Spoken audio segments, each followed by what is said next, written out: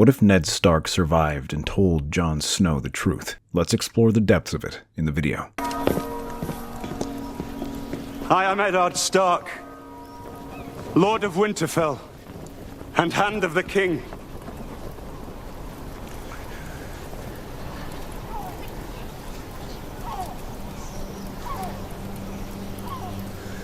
I come before you to confess my treason in the sight of gods and men. I betrayed the faith of my king and the trust of my friend Robert. I swore to protect and defend his children, but before his blood was cold, I plotted to murder his son and seize the throne for myself.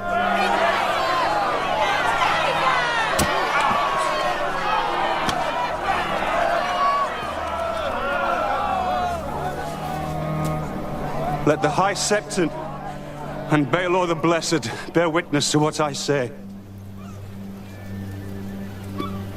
Joffrey Baratheon is the one true heir to the Iron Throne. By the grace of all the gods, Lord of the Seven Kingdoms, and Protector of the Realm.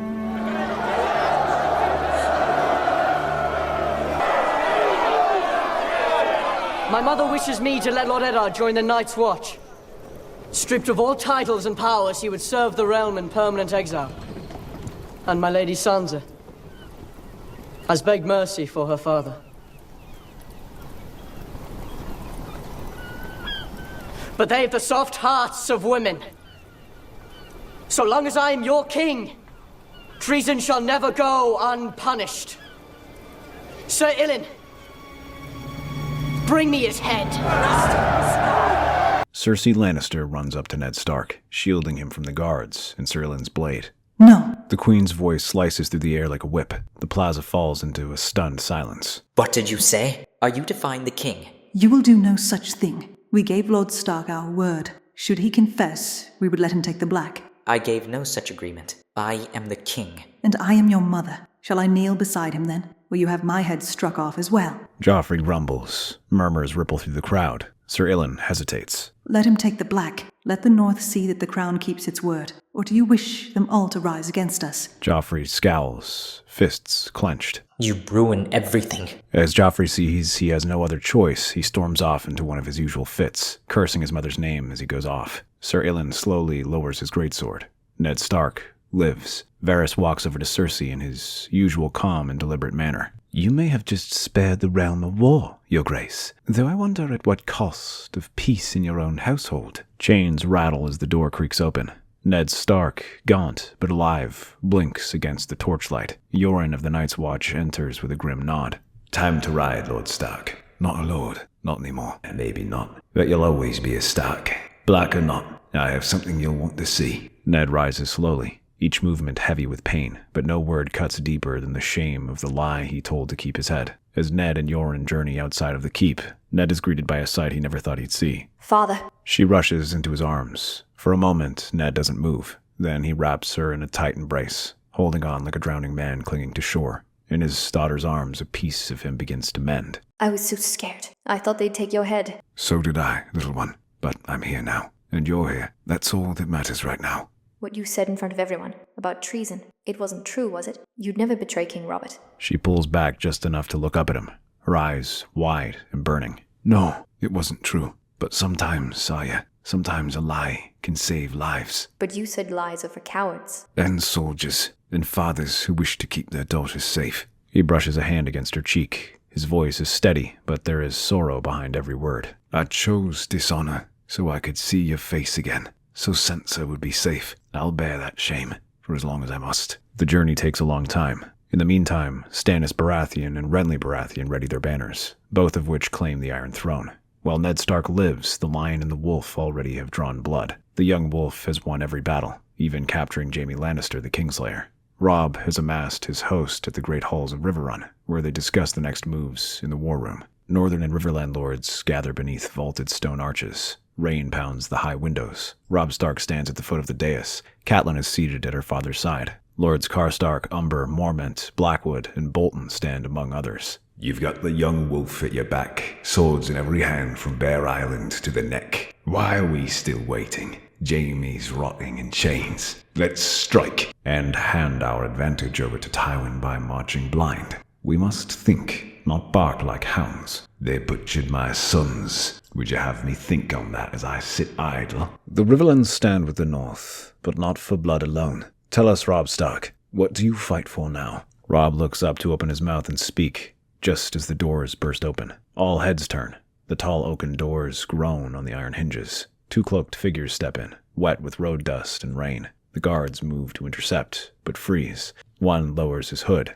Gasps ripple across the room. Ned? Father! Eddard Stark stands in the hall, thin, tired, but upright. At his side, Arya, dirt-streaked and fierce, glares at the crowd like a wolf pup ready to bite. The room falls to absolute silence. Even the torches seem to quiet. Ned takes a few steps forward. The lords instinctively part for him like waves. I thought you were a gunner, ball and chain in the cells of the Red Keep. I should be, but the gods have strange plans. The King's Road was no longer safe. Yoren steered us west through Tullylands, and when I learned where you were, I could not go further without laying eyes on you. A long silence passes. Then the Great John steps forward. Then speak, Lord Stark. If the South names a bastard king and spits on your name, do we kneel still? The realm is broken. Your son has kept us whole. Should we look to Renly or to Stannis? All eyes turn to Ned. The torches crackle. Rain drums the stone above like war drums. Ned stands still, every line on his face carved by the cost of duty. I am to take the black. I am no lord, no master of halls or swords. I am sworn to the watch,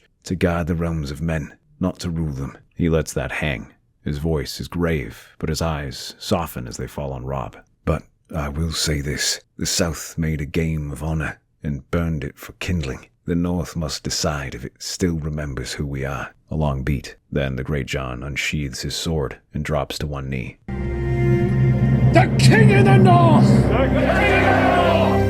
The King of the North! The King of the North! The King of the North! The King of the North!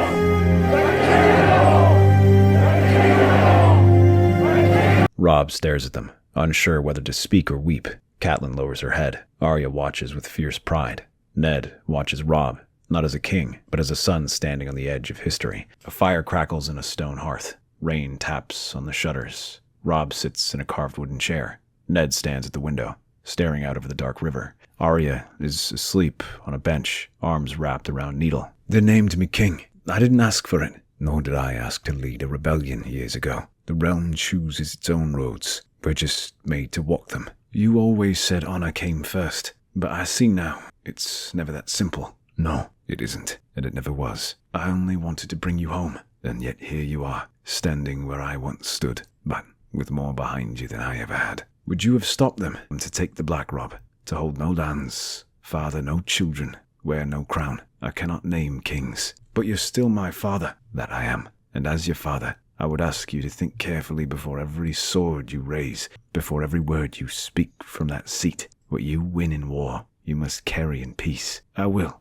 Ned crosses the room slowly. His steps are uneven from the long ride and wounds half healed. He stands close now. I tried to protect you all from this world, from what it turns good men into. I failed. No, you didn't. I lied, Robb. I confessed to crimes I never committed. I gave my word to murderers to protect your sisters. I broke my honor, so you would live to carry it. Robb is quiet, taking it in, uncertain what to say. You will hear things, soon or late, about Jon. He's my brother. What I'm about to say, you must carry carefully, not as a king, but as a brother. Robb nods once. Ned looks him in the eyes, sharp, sad, unyielding. You may hear things in time about Jon, about who he is or isn't. When that time comes, remember this. I raised him as my own because I loved him, and because it was the only way to keep him alive. What are you saying? Only this. Jon is blood, not by name, but by truth. Protect him, Robb. The world may not. Robb sits back, absorbing it all. Jaime in chains, war at his feet, and now this. He looks at his father, not as a fallen hero or shamed lord, but a man who has borne more than anyone should. I will. Good. Then I can go north in peace. They stand in silence. A log cracks on the hearth. The rain deepens. Will I see you again? If the gods are kind. But They seldom. With that, Ned leaves Arya with Catelyn and Robb and sets out with the Night's Watch caravan, slated for Castle Black. Fog clings to the frozen courtyard like a ghost. The sun has not yet broken the wall's shadow. The gate groans open to admit a small column of horses and carts, dusted in snow and soot. Brothers of the Watch rise from their work. Another group of recruits just arrived from the south. They're dirty, quiet, road-worn. One cart has a broken wheel. One man limps beside his horse. Jon Snow, now a steward to Lord Commander Mormont, walks past the forge, arms full of scrolls. He doesn't look twice, until he does. He sees a figure dismounting. The gait is familiar. The posture, unmistakable. No. He moves forward slowly at first,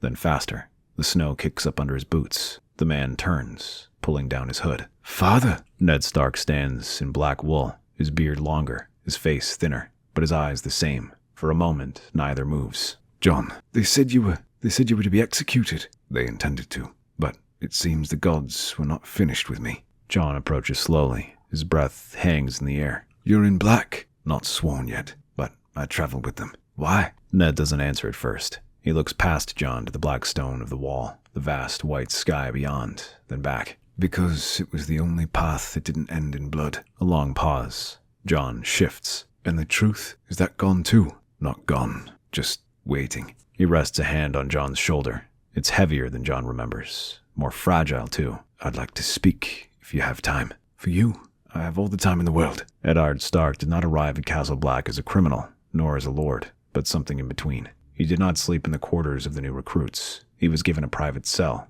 modest but clean, with furs brought by men who still remembered the ride south beside his brother Benjen. He did not eat in silence. When he entered the hall, even Sir Alistair Thorne stood a little straighter. He said little, but what he said was listened to. The Black Brothers did not speak to him as they did to the thieves and sellswords who joined the Watch for lack of options. They spoke to him as men speak to a monument, with distance, respect, and no small amount of wonder. The trees are bone white. Blood-red leaves whisper in the winds. The snow is deep. 9 werewoods encircle the sacred space. A solemn, wordless quiet covers everything like wood. Ned Stark kneels in the grove, surrounded by a small escort of brothers. No septum speaks, no ceremony beyond the vows themselves. Now my watch begins. It shall not end until my death. Jon stands nearby, the only non-brother permitted to attend. He watches as his father, once Warden of the North, now bows his head to the old gods and speaks the words in a voice that is both broken and unyielding. I shall wear no crowns and win no glory. I shall live and die at my post. I am the sword in the darkness. I am the watcher on the walls. Snow lands on his shoulders. A raven cries out once, then falls silent. The vow finishes. Ned stands. A black cloak is draped over his shoulders. It settles across his back like the weight of every choice he's ever made. The stars are cold and sharp overhead. The wind howls beyond the icy barrier. Ned and Jon walk side by side along the wall's edge. Below them, darkness. Above, silence. I've worn many cloaks in my life, Jon. This is the first one that feels like penance. You do not belong here, not like the others. That's where you're wrong. I belong here more than most, for things I've done, for the truths I've buried. Is my mother one of those truths buried? Ned stops. The wind moans. He looks over the frozen world, a view not describable in words, but only in sight. You always said there were things I'd understand when I was older. I'm older now. You never told me about my mother. You wouldn't even say her name. Because names have power, Jon, and her name could have got you killed. Jon stiffens. His brow furrows. Who was she? Her name was Lyanna. Jon's breath catches. He turns slowly. Your sister? Ned nods once. She died in a bed of blood, not in battle, not with a sword in her hand, but fighting for the life of a boy she loved more than anything. The silence speaks louder than any words could. And my father? Your father was Rhaegar Targaryen. Jon reels, staggering back a step. No, he took her. He started a war. He loved her, and she loved him. They were married in secret. It wasn't a kidnapping. It wasn't a rape. It was a union, one they knew the realm would never accept. Jon stares at him, stunned, eyes burning. I'm a Targaryen? Ned slowly nods at him. Aegon. That was the name they chose for you. Aegon Targaryen, son of Rhaegar. Robert would have killed me. Yes, you were the end of his war. The child of the man he hated. The woman he mourned. He would have ended you before you could speak your name. Why wouldn't you tell me? I understand everyone else, but why me? Because I swore to her, Jon. I swore on her dying breath I would keep you safe.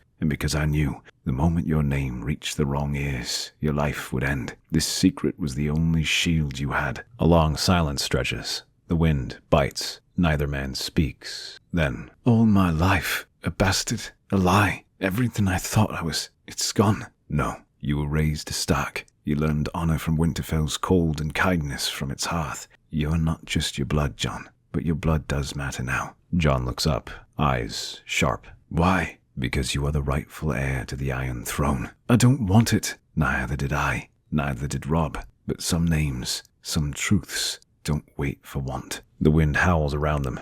Jon grips the edge of the wall like it might hold him steady. For a long time they say nothing. Does anyone else know? No one. I buried it deeper than even Winterfell's crypts. A silence settles between them. Heavy, cold, eternal. Learning the truth of his blood changes Jon Snow in quiet, powerful ways. Though he'd hardly recognized himself, he stands a little taller. His voice holds firmer ground. He takes to his duties with renewed purpose, no longer weighed by uncertainty, but driven by something deeper. It's a change that doesn't go unnoticed. Some say it's because his father now walks beside him, a piece of the past restored, a name that shields him. After all, few would dare raise their voices against the son of Eddard Stark while the Lord himself resides at Castle Black. But with change comes unease. Jon sees the shift in how the brothers treat him, no longer with blunt cruelty, but with guarded glances and hushed murmurs. What once was scorn has turned to suspicion. He's grateful for his father's presence, but can't help feeling the growing distance between himself and the men he once called brothers.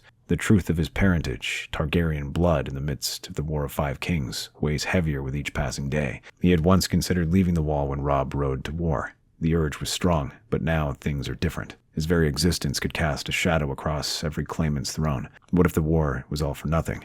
What if the truth escapes, and the kings turn not to alliances, but to assassination? The thoughts gnawed him, relentless and sharp. Eventually they become too heavy to carry alone. So Jon turns to the only man he trusts with the truth, the one man who might understand it more than anyone alive, Maester Aemon, a Targaryen who gave up everything for honor and duty. The hour is late, the fire is low, snow drifts silently against the stone windows of Castle Black. Jon's boots echo softly in the corridor. He stops before Maester Aemon's door, hesitates, then knocks. Come. Jon steps inside. The warmth is meager, but Aemon sits comfortably beside the embers, wrapped in furs, fingers clasped together as if expecting him. You've been wrestling with something, Jon. I could feel it in your silence. Speak freely. It's not something I ever thought I'd have to carry, but I can't keep it inside anymore. Not alone. He steps closer, then stops, like the words might fail him. Aemon waits patiently. Lord Stark, he's not my father. My mother was Lyanna Stark. My father was Rhaegar Targaryen. Aemon is still. His milky eyes don't move, but something shifts in his breath, a slight exhale that trembles just enough to betray surprise. He told me after he took the vows, said he'd kept it secret all these years to protect me, said Robert would have killed me as a babe. And he was right. Jon looks up, startled. I knew Rhaegar, knew what he believed, what he sacrificed. He was many things. Prince, warrior, dreamer, but I never imagined his blood would live on the cold winds of the Wall. I don't want the throne. I don't want crowns or banners. But now I see how men look at me. I feel their distance. I fear if they knew. They'd see a threat. Jon nods, eyes burning. Then keep the secret, for now. Secrets are armor and burdens alike. You've sworn your vows. You are of the Night's Watch, not the realm, not the throne. But what if the realm needs to know? What if this war tears Westeros apart, and I could stop it? Perhaps one day that will matter, but not today. Not yet. The Wall needs a man. The realm will decide what to do with kings. A silence lingers, deep and cold. 2 Targaryens in black. Strange fate, that. Jon looks up, the ghost of a smile in his eyes. We may be the last. Then let us make sure we are not the worst. The fire crackled gently between them, its warmth a fragile barrier against the cold truth hanging in the air. A secret once held by one, now shared by 2. But secrets, once spoken, take on lives of their own. And across Westeros, there are ears that would kill to hear such whispers. In the great Game of Thrones, it takes but a single truth, well placed, to shift the balance of power and rewrite the fate of kingdoms. Meanwhile, in the south, The winds of war shift as word of Lord Eddard Stark's survival in exile to the walls spreads like wildfire through the ranks of the northern host. It is not victory nor vengeance, but it is something. A father spared, a name unbroken. The men of the north rally to Robb Stark with renewed conviction, their swords steadied by the belief that the cause is just and their courage is not in vain. Robb, once derided as a boy playing at war, now commands with quiet authority and uncanny instinct. He does not seek glory nor solace in love, nor the distractions that tempt so many young lords. The lessons of war and of heartbreak have hardened him. He honors the oath he swore to House Frey, bitter as it tastes, and avoids the entanglements that once threatened to undo him. He doesn't feel the desperation to send Theon Greyjoy to treaty with the Pike either. Cold-eyed and resolute, the young wolf outmaneuvers Lord Tywin Lannister again and again, striking its supply lines, drawing the lion deeper into the riverlands, forcing the great lion of Castle Rock to play defense in terrain he no longer controls. Further south, the Baratheon brothers turn their blades towards one another. Stannis, the eldest in blood and sternest in will, extends the olive branch once more, calling for unity against the illegitimate boy King Joffrey. Renly, golden and beloved, laughs at the notion. With the Reach at his back and half the realm singing his praises, he calls himself king not by right, but by might and favor. Their parley ends in stubborn silence, but what swords could not settle, sorcery would. Under the cover of night, Melisandre, the red woman of Asai, births a shadow of smoke and vengeance. The creature slips past sentries and steel alike and slays Renly Baratheon in his tent before dawn. Panic ripples through his camp, as well as chaos and opportunity. Without a leader, the Stormlords and Tyrell Bannermen turn to Stannis, who now commands a host large enough to lay siege to King's Landing itself. This turn of fortune places Lord Tywin in a stranglehold, pinned beneath Robb Stark to the north and a resurgent Stannis to the south. He finds himself with no clear path to victory and fewer allies by the day. He entrusts Tyrion, newly returned from the Eyrie, to act as Hand of the King in his stead, instructing him to fortify the capital and, more discreetly, to secure Sansa Stark. Leverage should the war worsen. The Raven arrives in King's Landing beneath the clouded sky. Tyrion reads it with narrowed eyes in the Tower of the Hand, its wording sharp, urgent, and without affection. The letter is a command, not a request. Unbeknownst to him, in the shadowed alcoves of the Red Keep, Varys, the Master of Whispers, listens, not through a keyhole, nor behind a curtain, but through men who owe him favors, and birds who owe him their lives. He knows of Tywin's maneuver before Tyrion can even speak of it aloud. He knows what Tywin Lannister, nor anyone else in the realm, should know of. The candlelight flickered in the narrow chamber beneath the Red Keep, a space that did not exist on any ledger, nor in the memory of the castle's builders. Here, stone swallowed sound, and whispers could travel without fear of echo. Varys, draped in soft silks of shadow and gray, sat along a small wooden table, sipping watered arbor gold. Before him stood a boy no older than 10, soot-smudged, eyes sharp, dressed as a kitchen scullion. "You've traveled far to see me, little bird. Was the message worth the risk?" The boy nodded. His voice trembled, but his words were practiced. He said the man in black, the one with the sword on his back, had spoken to the old maester. He believes that they didn't know anyone was listening. Varys leaned in, his expression unreadable. "And what did this man say?" The boy tells of how he wasn't the bastard of Winterfell, that Lord Stark wasn't his father, that his mother was a Stark, but his father was a prince. A long silence. "What prince?" The boy says, "The Dragon Prince, Rhaegar." The name was not spoken, but it rang in Varys' mind like a bell. He rose slowly, setting down his cup with careful deliberation. "And the maester, did he deny it?" The boy says no. He says the realm wasn't ready to know, and that the boy must keep it secret, or he'd be hunted like a wolf in the wrong forest. "Indeed he would." The spider moves toward the window slit, looking out over the great city. Smoke coiled from chimneys, bells tolled in the distance, and children played in the mud between soldiers' boots. Varys closed his eyes. "Ice and fire, not divided,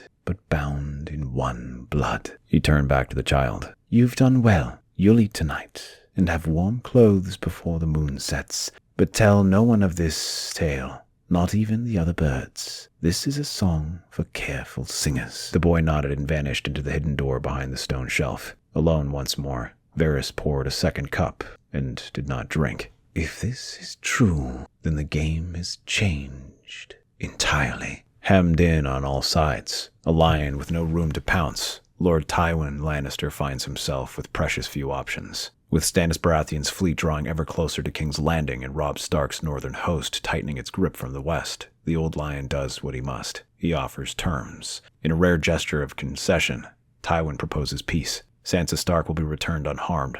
In exchange, the crown will formally recognize northern independence, so long as Jaime Lannister is released and hostilities cease. The offer is sent south to King's Landing for royal assent, then borne northward by convoy to Riverrun. When word of these terms reaches the young wolf, Robb Stark summons his war council. The great hall of Riverrun, surrounded by the banners of House Stark and its sworn allies, the lords of the North and Riverlands, gather once more. This time not to plan their next strike, but to weigh peace against pride, vengeance against strategy. The fire roars in the hearth, casting long shadows across the stone hall. Robb Stark stands at the head of the table, the letter bearing Tywin Lannister's seal open before him. His direwolf, Greywind, rests nearby, eyes watching. Seated at the long table are Catelyn Stark, Lord Rickard Karstark, the Greatjon, Roose Bolton, Edmure Tully, and several other northern Riverlord bannermen. The atmosphere is heavy, the silence long after the Raven's message was read aloud. Peace in exchange for the Kingslayer. Recognition of northern independence.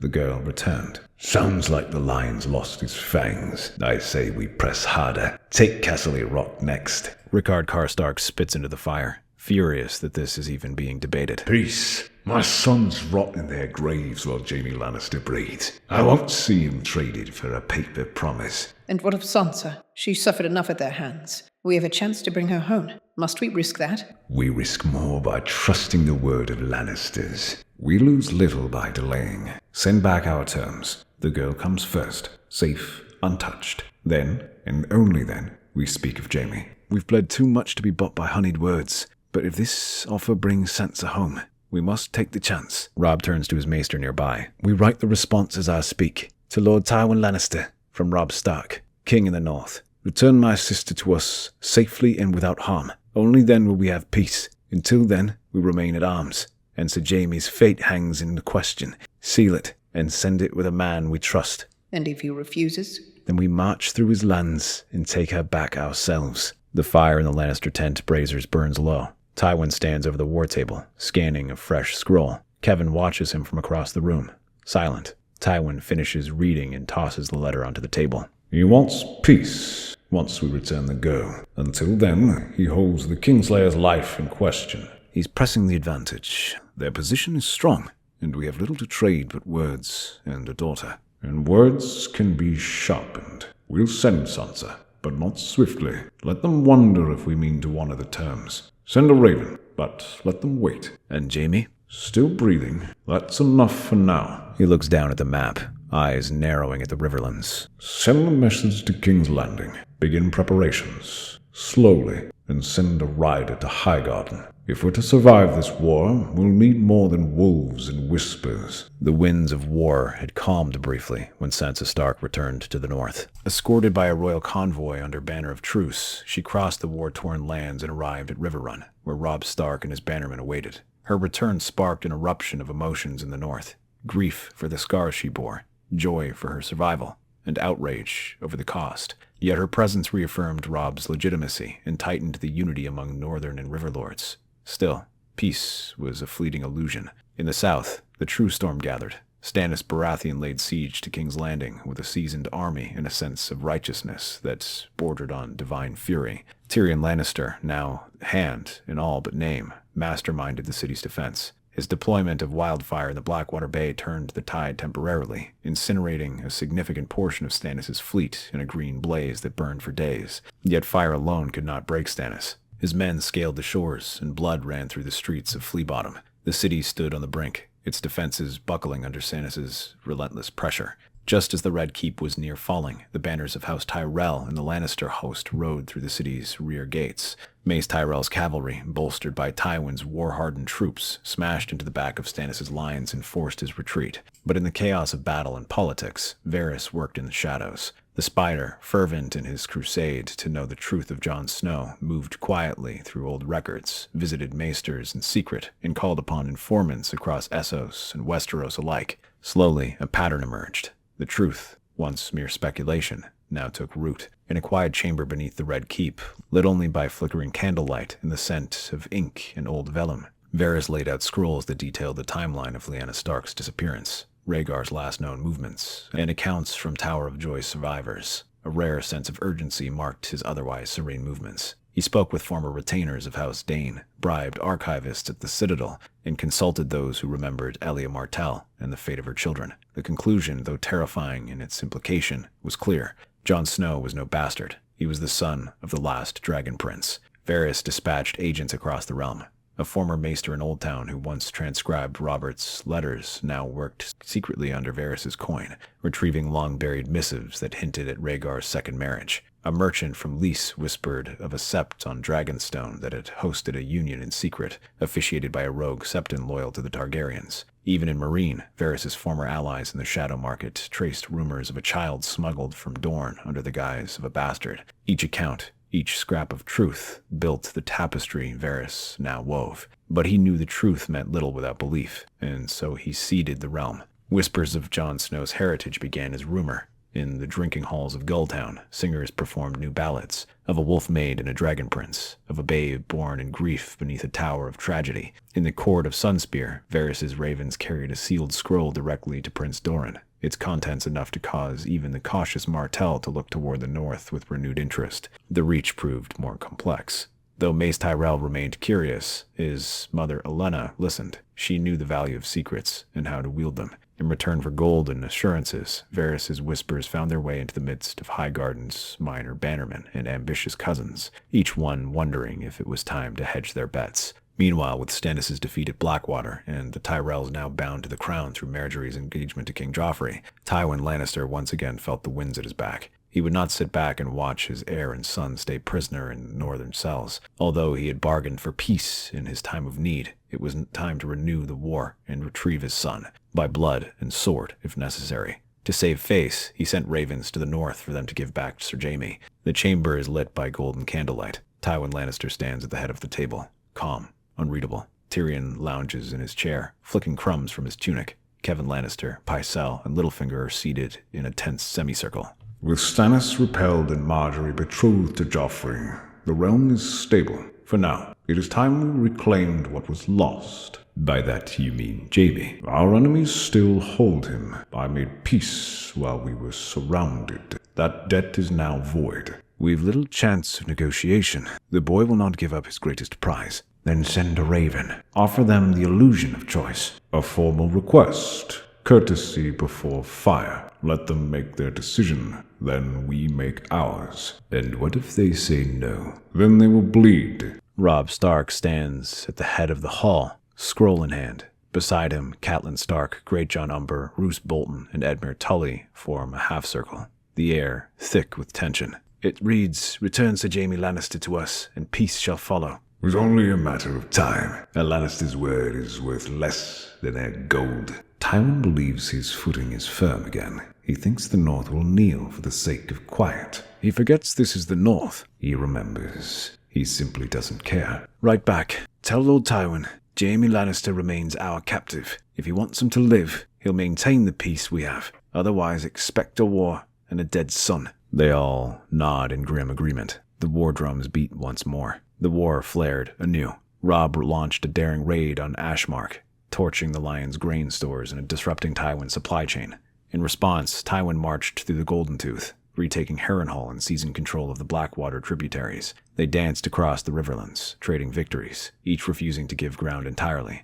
The war had become one of maneuver, attrition, and bloody chess. All the while, Varys continued to stoke the fire. The rumors grew. Lords without heirs whispered of alliances with the hidden Targaryen. Hedge knights debated the legitimacy of Jon's claim in the smoky taverns. Faith began quiet investigations into the sanctity of Rhaegar's alleged second marriage. Then came the moment Varys had anticipated. Jon Snow, a sworn brother of the Night's Watch, was no longer invisible. The story reached the Citadel. It reached Dorne, and it reached the Wall. Jon found himself caught in a storm of eyes. Brothers of the Watch muttering behind his back. Letters arrived from the lords he did not know, offering counsel or allegiance. One raven bore the wax seal of House Arryn. He turned to Ned Stark and Maester Aemon, the only two he could trust. They stood once again atop the wall, wind biting through their cloaks, the world stretching endlessly before them. I never asked for this. No great man ever does, but it finds them nonetheless. Ned, silent for long moments, finally spoke. Your mother died for you. Your father died for your future. You may not want a crown, but Jon, you cannot ignore what it brings. Jon looks to the horizon. And what if I bring ruin? Then you'll bear it, as all kings must. Songs soon followed. The crownless king, they called him. Aegon the Quiet, minstrels sang of the silver wolf who might unite the realm. The truth could no longer be denied. Robb Stark, now at Riverrun, held his lines firmly against Tywin's probing forces, but he knew he was bleeding slowly. Men, time, and leverage. The war could not be won by strength alone, and so he rode to the wall, not with his full host, but with a handful of trusted bannermen. As he passed through the snow-laden north, he remembered his brother, not by blood, perhaps, but in bond. He remembered their childhood in Winterfell, the promises of youth before the world turned to ash and blade. At Castle Black, the reunion was both joyous and strained. The wall between king and brother could not be ignored. Jon kneeled and greeted him solemnly. Your Grace, rise, brother. You never called me that before. You were not king before. Robb smiled and studied him. And you were not the blood of dragons before. They embrace at last. That night, in Jon's chamber, they spoke of war, alliances, of destiny. They stare at one another for a moment. Brothers in blood, now strangers in fate. You look older, Jon. The wall does that. You look tired. War does that. Jon pours them both a cup of heated ale. He offers one across the table. Why are you here, Robb? Because the songs might be true. Because the war drags on, and winter comes fast. And because you're more than just my brother now. You don't know that for certain. I've heard it from lords, from ravens, even from a bard in Whitehammer who sang of a boy beneath the Tower of Joy. They say your name is Aegon. I'm still Jon, the one you grew up with. That name means nothing. It means everything to the realm. Jon says nothing. They would follow you, you know. Not just the North, the Vale, the Riverlands, even Dawn Watches. They see the wolf and the dragon in you. You are the son of Rhaegar Targaryen. You are their heir to the Iron Throne, Jon. I swore a vow, Robb. I am the shield that guards the realms of men, not the man who rules them. And what realm do you guard, if not this one? Tywin has betrayed the peace. Our armies bleed in the Riverlands. The South stirs again with madness. The people need hope. They need someone better than me. Someone they'd follow not just because of his sword, but because of his name. My name was Snow. That's all I ever was. No, you were raised a Stark. You are the blood of a dragon. Both ice and fire live in you. The realm is broken, Jon. It needs a hammer to forge it anew. What are you asking me? Robb placed a hand on his shoulder. Ride south with me. We'll break the Lannisters together. I'll call my banners under yours, if it comes to it. God knows I never wanted a crown. I only wore it because father was gone and sent here. And what of my vows? The Watch won't let me ride freely. Those vows were said under the name Jon Snow. But you are Aegon Targaryen. I won't ask you to break your honor, Jon, but I will ask you to save the kingdom, even if I must relieve you of your vows myself. You ask me to become something I've never believed I could be. You were born of love and war. You were raised by the truest man I've ever known. Maybe you don't believe it yet, but I do. You were meant for more than this wall. Let us write a new story.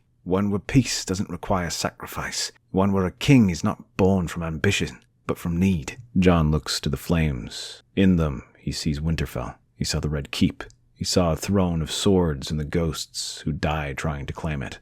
The crown was no longer a question. It was coming for him. A long silence passes. Then let me speak to father and Master Aemon one last time. The hearth crackles low. 4 men sit close. Robb Stark, firm in command, but shadowed with wariness. Jon Snow, silent and taut as a drawn steel. Ned Stark, calm, thoughtful. And Master Aemon, old and sharp-eyed despite the years. It is not a small thing you ask of him, Robb. I know, but the war doesn't end, father. And the truth, his truth, is out there now. We can't bury it beneath vows and stone. Vows are the bones of the Watch. Oaths hold back the tide. Break them too freely, and the wall will fall. I don't ask for this. I never wanted a crown. But if I stay, if I do nothing, thousands will die. And for what? Pride? Honor? No, Jon. For peace. That is what you ride for. Jon glances down. His fists are clenched. He looks to Aemon. What would you have done, Maester, if your brothers in King's Landing had begged you to return,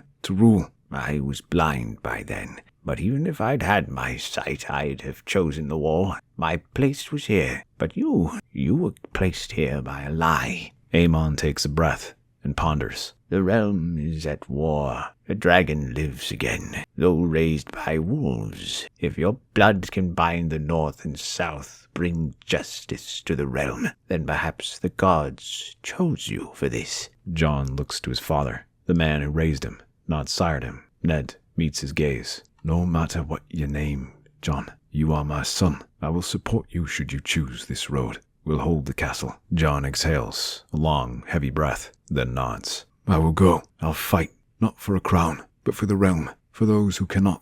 Then go swiftly, and may the gods forgive what comes next. Snow flurries drift as Jon, Robb, and Ned ride from the gate. Black cloaks flutter. Aemon stands by the wall walk, hand to his heart. Below, ravens rise into the gray sky, bearing news the realm will soon feel. The last dragon takes wing. With the North and Riverlands united, the war against the Lannisters grinding towards stalemate, a single raven's message changed the course of history. Whispers of Jon Snow's true heritage, verified by Varys and confirmed by Ned Stark, now echoed through the Seven Kingdoms. He was no bastard. He was Aegon Targaryen, son of Rhaegar and Lyanna, the Dragon Wolf, the heir to two great houses. At Winterfell, new banners were sown. The direwolf of House Stark and the three-headed dragon of House Targaryen were interwoven into one, a black and red beast with cold northern eyes, the Dragon Wolf.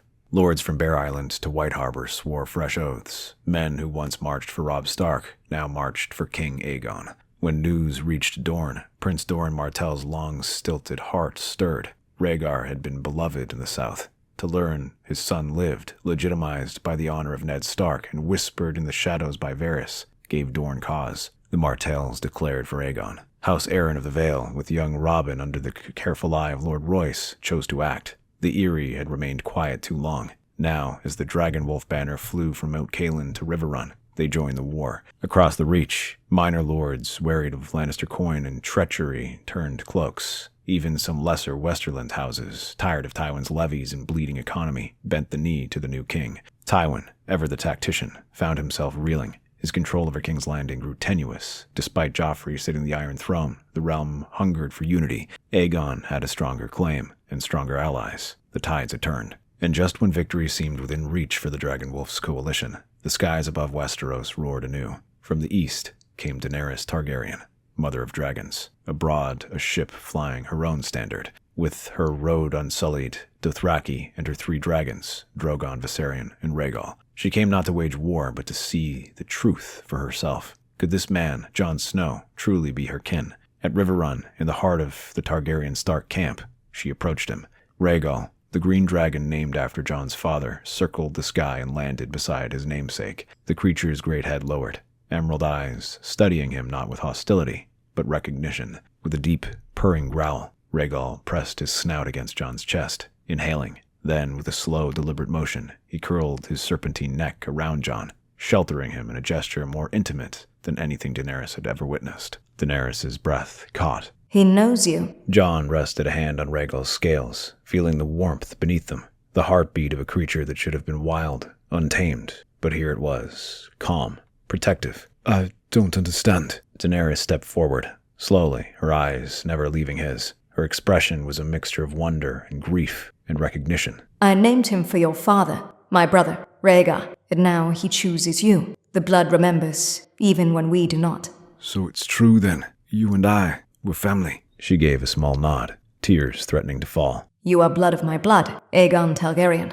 Jon hesitated, then stepped forward, voice low but steady. And you are not alone anymore. For a moment there was silence between them, an ancient silence, echoing with the weight of House Targaryen's rebirth. Behind them, Drogon and Viserion circled in the sky. The sun caught Rhaegal's wings as they fanned around Jon, and for the first time since the dragons had returned to the world, Daenerys wasn't the only one they bowed to. Together, Aegon and Daenerys led a final campaign. With the might of the dragons in the united north, they shattered Tywin's armies outside of the Golden Road. In a last-ditch effort to hold King's Landing, Tywin attempted a scorched defense, but the Tyrells turned. Swords of the Reach, once pointed south, now aimed north. The Lannister line broke. Cornered, Tywin, Cersei, and Joffrey were captured. A trial was held. For crimes against the realm and betrayal of the peace, they were sentenced to death. Jaime returned to the Lannisters in good faith, bore witness. Tyrion, now Lord of Castle Rock, was spared, having brokered a ceasefire and secured Sansa Stark's safety.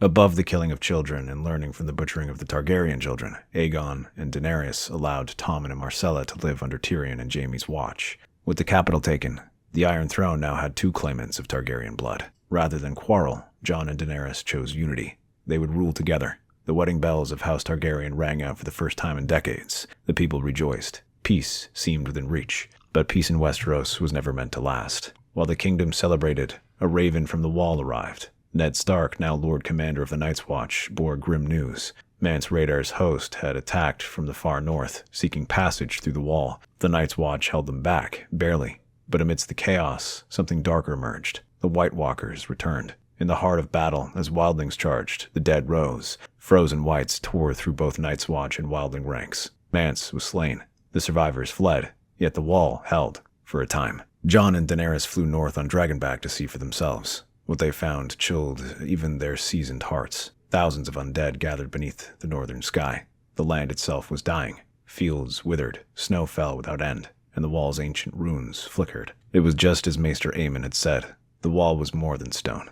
It was a vow. Jon Snow, Aegon Targaryen, had broken those vows. They watched from atop the Wall as cracks formed in the foundation. Magic gave way to death. With a terrible shriek, a fissure burst open at the base, a wound through which winter itself surged. They had but one hope. Jon ordered an immediate evacuation. The northern strongholds would not hold. All roads pointed to Harrenhal, the largest remaining fortress, cursed though it may be. Refugees poured in. Blacksmiths reforged dragonglass. The once great fortress of Harrenhal now stood as a bastion for the living. Scarred, blackened, but unbroken. All around it, the fields had turned to ash and ice. Where fire once raged and snow now blanketed charred earth, the skies were pale gray, and silence clung to the battlefield like a final breath. It had been weeks since the battle began. Viserion had fallen. Rhaegal was wounded. Thousands were dead. Daenerys had not left the ramparts, her eyes always on the north, awaiting her last dragon's return. The Night King's forces had grown with every casualty. Each death fed his army. The numbers seemed endless. But now, the hour had come. Aegon Targaryen, once called Jon Snow, stood atop the last rise, armored in black steel, chased with red, bearing the sigil of the Dragon Wolf. Longclaw was at his side, its pale hilt gleaming with ghost light. The Valyrian blade had sung for weeks, and now it would sing again. Across the field, atop a skeletal frost-covered drake, the Night King waited, impassive, but eyes glinting and frozen like stars. He said nothing. He never had. But his presence spoke louder than words. They charged. Viserion's death had taught Aegon much. He didn't attempt to fight the Night King from Dragonback. This was no war of fire and air. This was something older. Something that had to be settled blade to blade, blood to blood. Their duel began amidst the storm of death. Around them, wildlings and Northmen clashed with whites. The Unsullied held the gates. Ned and Robb Stark danced through the undead like phantoms of vengeance. Rhaegal soared above, shrieking his fury, raining fire to carve brief sanctuaries into the frost. Aegon met the Night King with a roar, their swords crashing, ice against fire. The Night King's blade, pale and cold, moved with inhuman grace. Aegon barely parried each strike, his strength tested beyond reason. Each blow sent vibrations through the air, gusts of snow and black wind curling around them. Longclaw hissed in Aegon's hands, steam rising where it struck the frozen blade. Valyrian steel met magic in a duel whispering in ancient prophecy. Then, the unexpected. Longclaw, forged in the ancient halls of Valyria, began to glow, not with fire, but with red-gold radiance, as if a flame within Aegon himself had awakened it,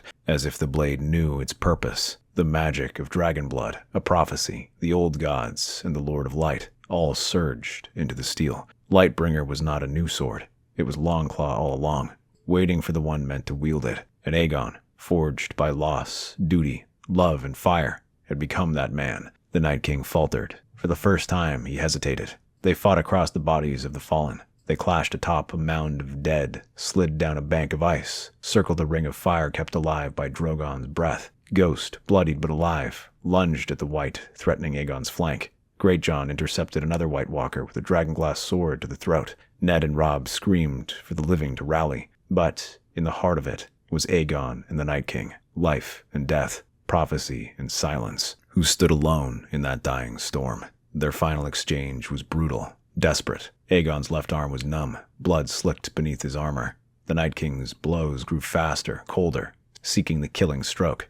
but Aegon stood his ground, fire blazing in his soul. With a roar that etched across the plains of Harrenhal, Aegon brought Lightbringer down, cleaving through the Night King's weapon, shattering it into icy shards, and driving the burning blade deep into the heart of darkness. A moment of silence. Then, cracks, like lightning beneath his skin. The Night King's body fractured, glowing blue lights spilling from within. His mouth opened. No scream, just wind, the cry of 1,000 winters. And he shattered, ice bursting outward, snow curling into vapor. The whites collapsed in waves. The White Walkers burst into shards. The cold wind stopped, and the battle was over. Aegon fell to his knees, gasping.